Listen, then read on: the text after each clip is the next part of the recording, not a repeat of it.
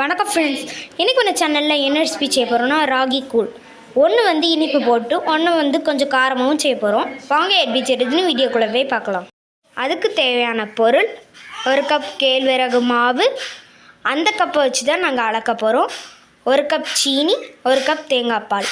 வாங்க எப்படி செய்கிறதுன்னு வீடியோக்குள்ளே பார்க்கலாம். ஒரு பாத்திரத்தை எடுத்துக்கோங்க. நம்ம எடுத்து வச்சுக்கிற மாவை அதுக்குள்ளே போட்டுக்கலாம். அதுக்கு 2 கப் தண்ணி ஊற்றி கரைச்சி எடுத்துக்கோங்க. நல்லா கட்டி இல்லாமல் கரைச்சி எடுத்துக்கோங்க. ஸ்டவ்வில் ஒரு பாத்திரத்தை எடுத்து வச்சுக்கோங்க. எந்த கப்பால் அளந்தோமோ அதே கப்பால் 5 கப் தண்ணி அதுக்குள்ளே ஊற்றிக்கலாம். தண்ணியில் பிஞ்சளவு உப்பு சேர்த்துக்கோங்க.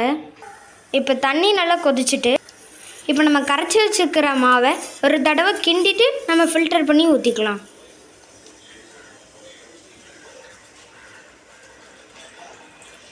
தீயை ஸ்லோ ஃப்ளேமில் வச்சு கைவிடாமல் நல்லா கிண்டிக்கிட்டே இருங்க. இப்போ நல்லா கொதிக்க ஆரம்பிச்சுட்டு ராகி நல்லா வெந்திருக்கும். இதில் தனியாக 1/2 கப் எடுத்து வச்சுக்கலாம். நம்ம எடுத்து வச்சுக்கிற சீனி அதுக்குள்ளே போட்டுக்கலாம்.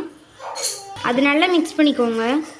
இப்போ நம்ம எடுத்து வச்சுக்கிற தேங்காய் பால் அதுக்குள்ளே ஊற்றிக்கலாம். ஊற்றின உடனே ஸ்டவ் ஆஃப் பண்ணிடுங்க. தேங்காய் பாலுக்கு பதிலாக தேங்காய் துருவி கூட போட்டுக்கலாம். ஆனால் தேங்காய் பாலை ஊற்றி செஞ்சு பாருங்கள், டேஸ்ட் அருமையாக இருக்கும். இப்போ இனிப்பு கூழ் ரெடி ஆகிட்டு இப்போ கூழ் எப்படி செய்கிறதுன்னு வாங்க வீடியோக்குள்ளே போய் பார்க்கலாம். அதுக்கு நம்ம 2 ஸ்பூன் தயிர் எடுத்துக்கலாம். பிஞ்சளவு உப்பு போட்டு தண்ணி ஊற்றிக்கோங்க. நல்லா மிக்ஸ் பண்ணிக்கோங்க, அப்போ தான் நல்லா உப்பு கரையும். நம்ம எடுத்து வச்சுக்கிற கூழ் கூட அது தயிரை ஊற்றிக்கலாம். அதை நல்லா மிக்ஸ் பண்ணிக்கோங்க. அதை ஒரு டம்ளரில் ஊற்றிக்கலாம். சின்ன வெங்காயத்தை கட் பண்ணி எடுத்துக்கோங்க. அது நம்ம மேலே போட்டுக்கலாம்.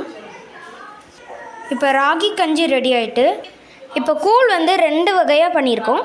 இனிப்பு ரெடி ஆகிட்டு கொஞ்சம் காரம் இருக்கிறதும் ரெடி ஆகிட்டு. வாங்க டேஸ்ட் பண்ணி பார்க்கலாம். இந்த வீடியோ உங்களுக்கு பிடிச்சிருந்தா லைக் பண்ணுங்கள், ஷேர் பண்ணுங்கள், சப்ஸ்கிரைப் பண்ணுங்கள். பக்கத்தில் பெல் பட்டனையும் கிளிக் பண்ணுங்கள். தேங்க்யூ.